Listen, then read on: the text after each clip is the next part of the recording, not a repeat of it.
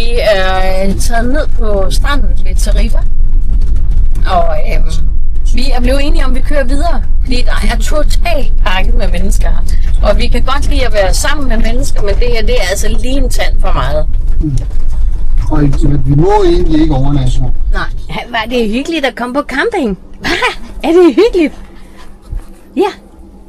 Det er dejligt. Og du har været ude at gå tur. Ja, pigerne er ude at gå tur. Og det er så hyggeligt.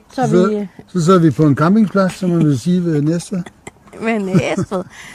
Vi besluttede os for at køre til Tarifa. Vi har jo set den der plads, som rigtig mange ligger på nede ved stranden. Og den vil vi gerne ned og se. Vi fik set den. Oveo-skræk.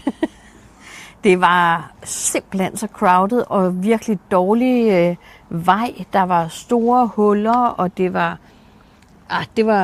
var ikke for os. Jeg kan godt se, det er surfernes paradis. Ja, og så står der, at man ikke må overnatte der. Altså, ja.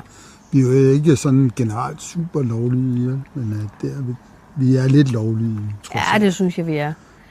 Ja. Og jeg havde sådan lidt... Altså, det var noget andet. Jeg vil gerne tage chancen. Det vil jeg ikke have noget imod, hvis det var et super fedt sted. Men det synes jeg faktisk ikke, det var.